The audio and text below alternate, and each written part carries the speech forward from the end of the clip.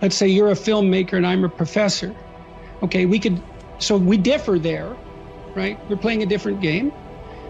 So you might say, and as you go down into the particulars of what we do, it might even become more different. And you can't get away with weak thinking either, because, I mean, any more than you can get away with improper action. It just doesn't work. I mean, one of the themes in my writing is the danger of falsehood. At every level. It's like, well, if you tell the truth to the degree that you can, or at least don't lie, I think that's rule 8, then you have reality on your side. You got to decide, man. You want reality on your side, or do you want reality against you? Now, I wouldn't recommend the whole reality against you thing, because you're not going to win. You're going to get flattened. And so I'm very careful with what I say, and I'm very careful with what I write. We are thrown challenges, and that in some sense those are best construed as tests of our ethical ability. So what Jung thought, his idea was something like this, that at the beginning of time people were unconscious, and that consciousness emerged with all of its catastrophes, consciousness of death, for example. And one way out of the burden of consciousness was to return to unconsciousness. You can do that with alcohol. You can do that by being dependent. You can do that by failing to grow up. You refuse the burden of consciousness by becoming unconscious again. But there's another way forward, which is to become even more conscious. So the idea would be a little bit of consciousness is like an illness. But if you can expand that consciousness upwards enough, then it starts to become something that is its own cure. And that partly what your goal is while you suffer through life is to heighten your consciousness to the point where everything gets integrated enough so that that's proper medication for the disease of self-consciousness. Because it's one thing to live properly, and that's not a trivial thing, but it's another thing to be able to articulate yourself and to be able to negotiate. And generally speaking, there's nothing about that that isn't advantageous. And even introverted and anxious people can learn to do that. You know, those are learnable skills. It's not easy, but you can manage it. You can also speak carefully, you know, and listen to what you're saying, and only try to say things that you think are true. That's also unbelievably useful. You have to feel that out. Like, is this really what I believe, or am I putting it forward because I want to look good, or I want to dominate, or I want to express obliquely an emotion that I'm too cowardly to come out and confront directly, or am I being manipulative? There's lots of reasons that people use language, but what you really should use it for is to state what you believe to be true, and then to let the consequences of that unfold. And so that can also help you. Simple truths, bluntly stated, can be very powerful. You don't need a lot of verbal fluency under those circumstances if there's evidence of strength of character behind it. Look, it's good for you to go take your place in the world. Have some ambition, have a vision, have a goal, have a strategy. Try to be a good person, not because it's your duty precisely, because that's the proper way to live. We're in danger of undermining all of that, and it's not good for people. One of the things that I've really learned, for example, recently is that learned to articulate better, is that there's a very tight relationship between aspiration and responsibility. So let's say, well, the first question might be, do you need to aspire to something? And the answer is, well, yes, because you have to do something. If you just sit there, you'll die. You can't just sit there. You have to go act out in the world. Okay, so act towards what? Well, that's whatever your aspiration is. You have to have an aim. Okay, well, what should the aim be? Well, it should be something worth doing, let's say. Why do something that you don't feel is worth doing? What do you think's worth doing? Well, if you watch other people and you judge when they're doing something worthwhile, you usually judge them positively if you see that they're taking responsibility, at least for themselves. What, do you want to be completely useless so other people have to take care of you? That's pretty pathetic. And maybe you could get your act together so you're taking care of yourself and your family. And maybe you could even do better than that and take care of yourself and your family and your community. There's lots of ways of defying the crowd, let's say. I mean, you could live your life the way that you want to live it. That's a matter of action. You know, and they say actions speak louder than words. And one of the best things you could possibly be is an inspirational example. So that's not nothing.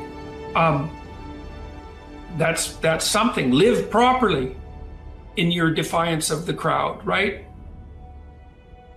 Make your own course. Allow yourself to be guided by your own genuine principles. You don't necessarily have to add it, and it's the soul that's responsible for that. And it's also that active part of the soul that's shaping the deeper soul in some sense, which would be something like the cumulative consequence of all those choices, something akin to what people more classically have referred to as character.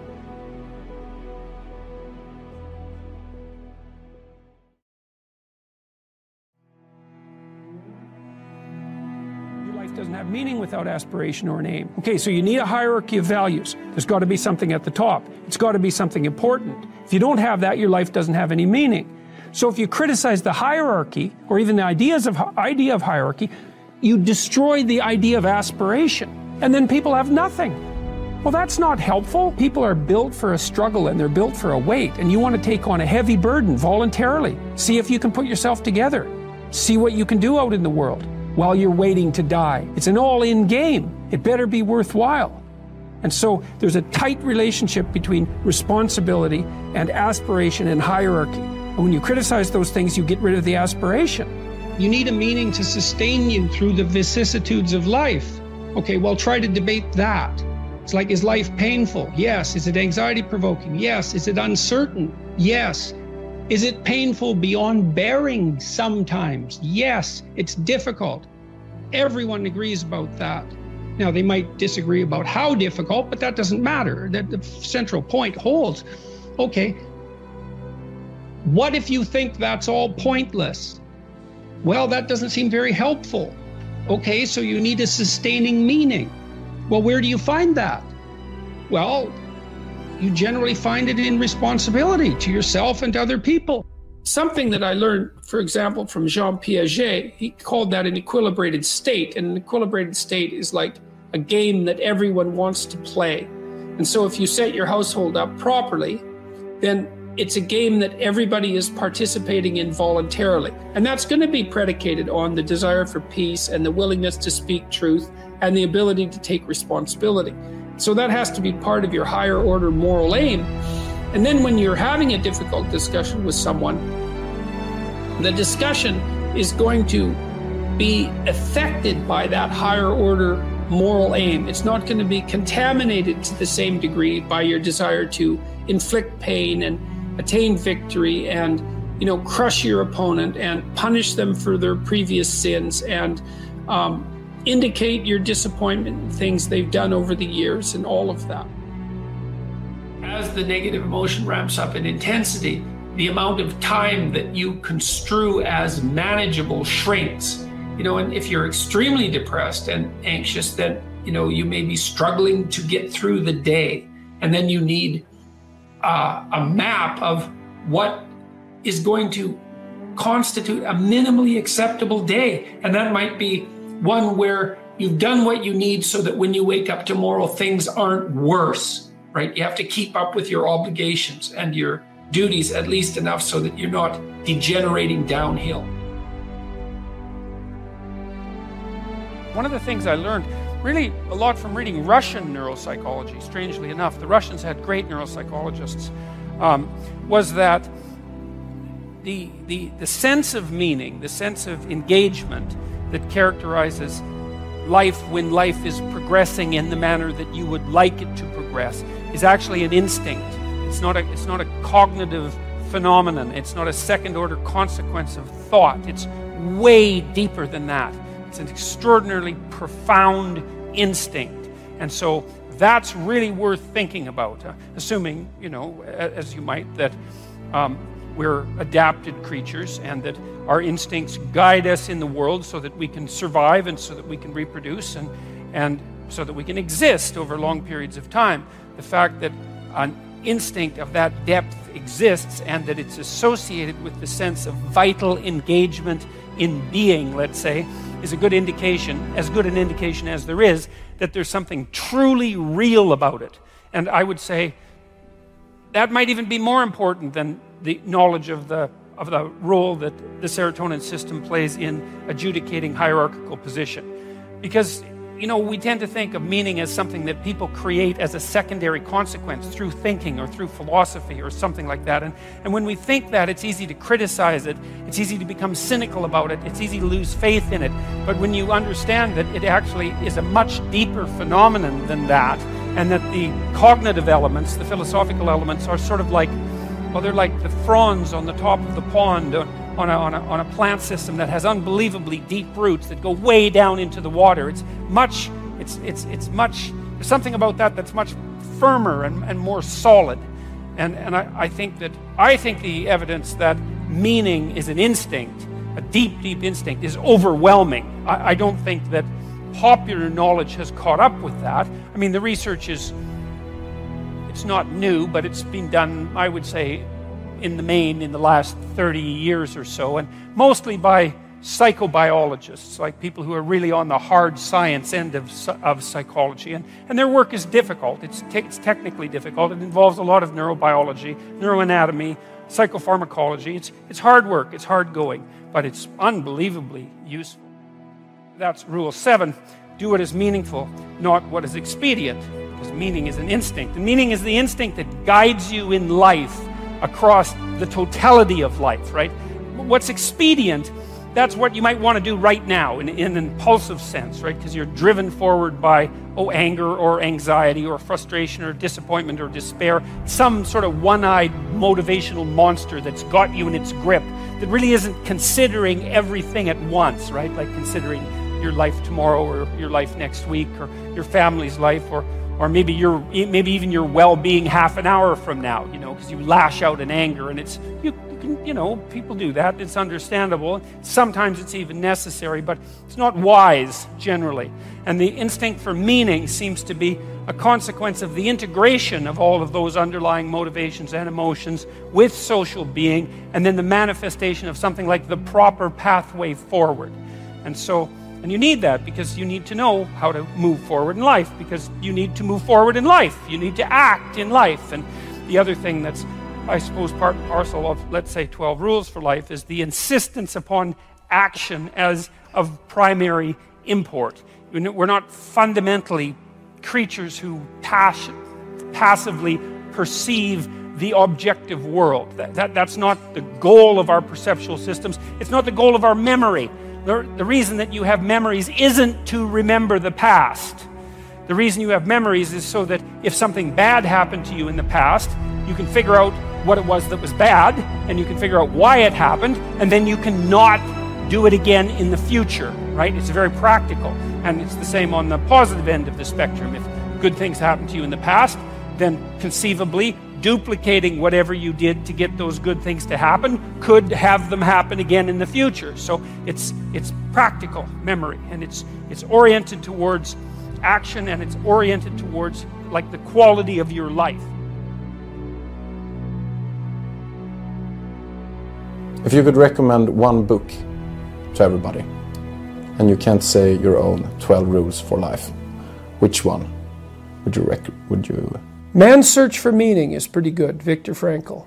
Man's Search for Meaning. Okay. Yeah, it's good. It's not very long. It's pretty accessible. It's deep. It's fundamentally accurate, I would say. It's a profound book, and everyone can read it, I think.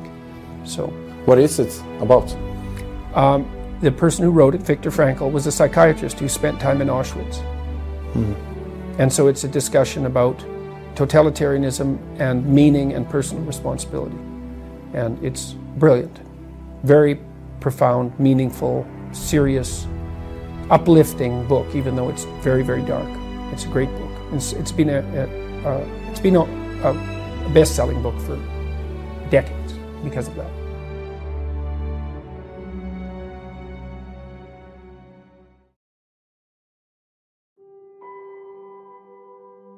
Stop doing the things that you know are wrong that you could stop doing. Right? So it's a fairly limited attempt. First of all, we're not going to say that you know what the good is or what the truth is in any ultimate sense. But we will presume that there are things that you're doing that for one reason or another you know are not in your best interests. There's something about them that you just know you should stop. They're kind of self-evident to you. Other things you're going to be doubtful about. You're not going to know which way is up and which way is down. But there are things that you're doing that you know you shouldn't do. Now, some of those you won't stop doing for whatever reason. You don't have the discipline, or maybe there's a secondary payoff, or you don't believe it's necessary, or it's too much of a sacrifice, or you're angry or resentful or afraid. Who knows? So forget about those for now. But there's another subset that you could stop doing. It might be a little thing. Well, that's fine. Stop doing it and see what happens. And what'll happen is your vision will clear a little bit. And then something else will pop up in your field of apprehension that you will also know you should stop doing, and that you could stop doing, because you've strengthened yourself a bit by stopping doing the particular stupid thing that you were doing before. That just puts you together a little bit more. And you could do that repeatedly for an indefinite period of time. And you know, that doesn't necessarily mean that you're going to ever be able to formulate a clear and final picture of what constitutes the truth and the good. But it does mean that you'll be able to continually move away from what's untruth and what's bad. And you know, that's not a bad start. Make a damn schedule and stick to it. Okay, so what's the rule with the schedule? It's not a bloody prison. That's the first thing that people do wrong. They say, well, I don't like to follow a schedule. Well, it's like, well, what kind of schedule are you setting up? Well, I have to do this, then I have to do this, then I have to do this. You know, and then I just go play video games, because who wants to do all these things that I have to do? It's like, wrong. Set the damn schedule up so that you have the day you want. That's the trick. It's like, okay, I've got tomorrow. If I was going to set it up so it was the best possible day I could have, practically speaking, what would it look like? Well, then you schedule that. And obviously there's a bit of responsibility that's going to go along with that, because if you have any sense, one of the things that you're going to insist upon is that at the end of the day, you're not in worse shape than you were than at the beginning of the day, right? Because that's a stupid day. If you have a bunch of those in a row, you just dig, you know, you dig yourself a hole and then you bury yourself in it. It's like, sorry, that's just not a good strategy. It's a bad strategy. So maybe 20% of your day has to be responsibility and obligation, or maybe it's more than that, depending on how far behind you are. But even that, you can ask yourself, okay, well, I've got these responsibilities. I have to schedule the damn things in. What's the right ratio of responsibility to reward? And you can ask yourself that, just like you'd negotiate with someone who is working for you. You don't have to necessarily have done anything wrong for things to get completely out of control. It's a terrifying doctrine, but it's not a hopeless doctrine, because it still says that there's a way forward, there's a pathway forward, and the pathway forward is to adopt a mode of being that has some nobility, so that you can tolerate yourself and perhaps even have some respect for yourself as someone who's capable of standing up in the face of that terrible vulnerability and suffering, and that the pathway forward, as far as the existentialists are concerned, is by, well, certainly by the avoidance of deceit, particularly in language, but also by the adoption of responsibility for the conditions of existence and some attempt on your part to actually rectify them. And the thing that's so interesting about that is, well, two, as far as I'm concerned, and some of this is from clinical experience, you know, if you take people, and I've told you this, and you expose them voluntarily to things that they are avoiding and are afraid of, you know, that they know they need to overcome in order to meet their goals, their self-defined goals. If you can teach people to stand up in the face of the things they're afraid of, they get stronger. And you don't know what the upper limits to that are, because you might ask yourself, like, if for 10 years, if you didn't avoid doing what you knew you needed to do, by your own definitions, right, within the value structure that you've created, to the degree that you've done that, what would you be like? Well, you know, there are remarkable people who come into the world from time to time, and there are people who do find out over decades-long periods what they could be like if they were who they were, if they spoke their being forward. And they get stronger and stronger and stronger, and we don't know the limits to that. We do not know the limits to that. And so you could say, well, in part, perhaps the reason that you're suffering unbearably can be left at your feet, because you're not everything you could be, and you know it. And of course, that's a terrible thing to admit, and it's a terrible thing to consider, but there's real promise in it, right? Because it means that perhaps there's another way that you could look at the world, and another way that you could act in the world, so what it would reflect back to you would be much better than what it reflects back to you now. my experience is with people that we're probably running at about 51% of our capacity. Something, I mean, you can think about this yourselves. I often ask undergraduates how many hours a day you waste or how many hours a week you waste. And the classic answer is something like 4 to 6 hours a day. You know, inefficient studying, watching things on YouTube that not only do you not want to watch, that you don't even care about, that make you feel horrible about watching after you're done. That's probably 4 hours right there. You know, you think, well, that's 20, 25 hours a week. It's 100 hours a month. That's 2.5 full work weeks. It's half a year of work weeks per year. And if your time is worth $20 an hour, which is a radical underestimate, it's probably more like 50 if you think about it in terms of deferred wages. If you're wasting 20 hours a week, you're wasting $50,000 a year. And you are doing that right now. And it's because you're young, wasting $50,000 a year is a way bigger catastrophe than it would be for me to waste it, because I'm not going to last nearly as long. And so if your life isn't everything it could be, you could ask yourself, well, what would happen if you just stopped wasting the opportunities that are in front of you? You'd be who knows how much more efficient? 10 times more efficient, 20 times more efficient. That's the Pareto distribution. You have no idea how efficient people get. It's it's off the charts. Well, and if we all got our act together collectively and stopped making things worse, because that's another thing people do all the time, not only do they not do what they should to make things better, they actively attempt to make things worse because they're spiteful or resentful or arrogant or deceitful or homicidal or genocidal or all of those things all bundled together in an absolutely pathological package. If people stopped really, really trying just to make things worse, we have no idea how much better they would get just because of that. You can work on micro habits with regards to your conscientiousness, and I think the best micro habits, this is partly to do with this future authoring program processes, I think the best thing you can do with regards to your conscientiousness is to set up some aims for yourself, goals that you actually value. And the future authoring program helps people do that.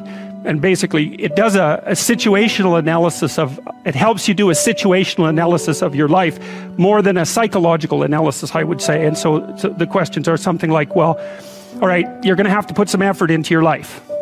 And you need to be motivated to do that. And so what are the potential sources of motivation? Well, you could think about them in the big five manner. You know, if you're extroverted, you want friends. If you're agreeable, you want an intimate relationship. If you're disagreeable, you want to win competitions. If you're open, you want to engage in creative activity. If you're high neuroticism, you want security. Okay, so those are all sources of potential motivation that you could draw on, that you could tailor to your own, you know, your own personality. But then there are dimensions that you want to consider your life across. And so we ask people about, well, you know, if you could have your life the way you wanted it in 3 to 5 years, if you were taking care of yourself properly, you know, what would you want from your friendships? What would you want from your intimate relationship? How would you like to structure your family? What do you want for your career? Well, how are you going to use your time outside of your job?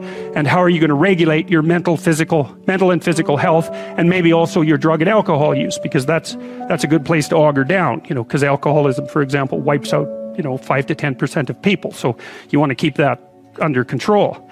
And then so maybe, you know, you develop a vision of what you would like your life to be, and that associates the goal. Well, once the goal is established, and then you break down the goal into micro processes that you can implement, the micro processes become rewarding in proportion, in relation to their causal association with the goal, and that tangles in your incentive reward system. You know, we talked about the dopaminergic incentive reward system, and that's the thing that keeps you moving forward.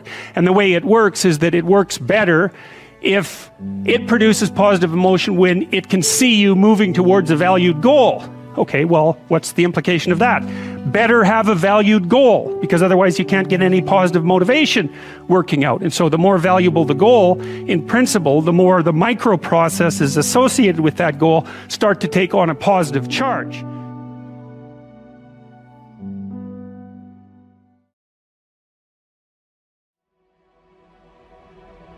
We have real problems, and so life is actually difficult, independent of psychological foolishness, let's say, independent of the obstacles that we put in our own path. It's already challenging.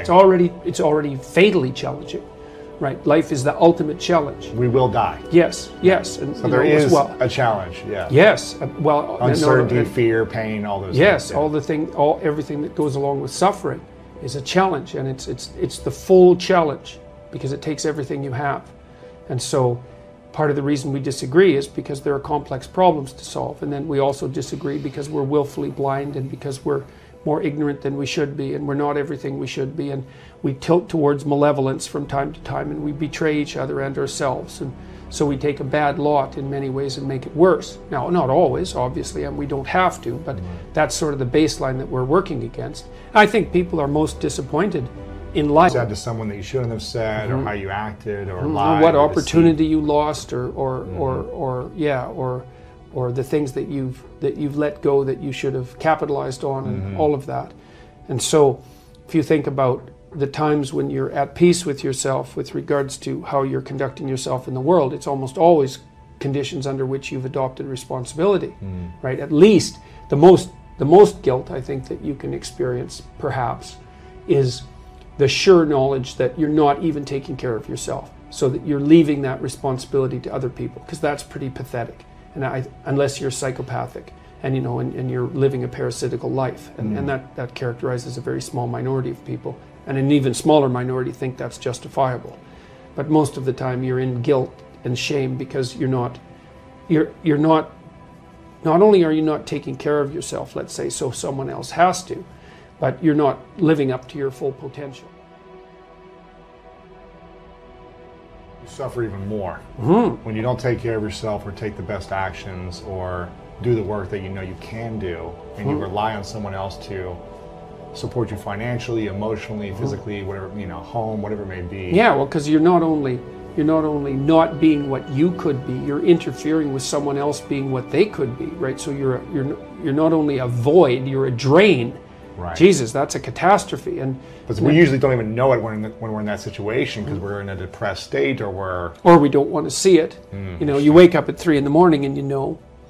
and and then you think of the people that you admire yourself, or perhaps you can at least live with yourself when you're taking responsibility, at least for yourself. And so that settles your conscience. But then if you look at the people that you spontaneously admire, and so the act of spontaneously admiring someone is the manifestation of the instinct for meaning, right? And this is partly why people are so enamored of sports figures, because the sports figures are playing out the drama of attaining the goal, of attaining a certain kind of, let's say, psychological and physical perfection in pursuit of the goal. That's the drama. And to spontaneously admire that is to have that instinct for meaning latch onto something that can be used as a model, and then that model should be transcribed into something that's applicable in life. And you really like to see, in an athletic performance, you really like to see someone who's extremely disciplined and in shape do something physically remarkable, and to stretch themselves even beyond their previous exploits, because you really like to see a brilliant move in an athletic match. But you also like to see that person ensconced in a broader moral framework, so that not only are they trying to win and disciplining themselves in pursuit of that victory, and then stretching themselves so they're continually getting better, but they're doing it in a way that helps develop their whole team, and that's good for the sport in general, and that reflects well on the broader culture. They're a great leader in their team, they're positive, they're good sportsmen against the competitors, they're not negative towards the other people, they're lifting them up too. Yeah. It's like the ultimate human. That's right, so that they can work for their own improvement in a way that simultaneously works for the improvement of their team, and for the sport, and then to the degree that spills over into the broader culture, so much the better. So that's all being dramatized in an athletic event, and it's not philosophical, it's concrete, right? It's dramatized in the world, and that's what the games represent. And so, and it's partly because, in some sense, life is a game. It is. It is, in that you're always the ineligible. Right. So that's also the game-like element as well. All of that's dramatized in athletics. Yeah. That's like philosophy for people who aren't philosophical. And I'm not being smart about that. Yeah. It's like it really is philosophy for people who aren't being philosophical, because it's played out, and you can see it too. You can see the spontaneous appreciation for the human spirit manifest itself when you see people rise to their feet spontaneously in a sports arena when they see someone do something particularly remarkable. See an athlete who's extremely trained stretch themselves beyond what you'd think is a normative human limit, and everyone celebrates that like spontaneously. So it's quite something to behold. What philosophy is, or even theology for that matter, is an abstract model, like it's laid out in words. Now the problem often is it becomes so abstract that people don't know how to bring it back down to embodiment. Yes, whereas something like the drama of a sports event is sort of midway between philosophy and action, right? It's not entirely abstracted because it's not only coded in words. It's acted out. It's visual. You can see an example of what just happened, and you can try to reverse engineer how they did that. Well, yes, exactly. Well, at least the fact that you admire the person means that you might start to try to act like them. Now, it's not easy, and maybe that would mean that you start to discipline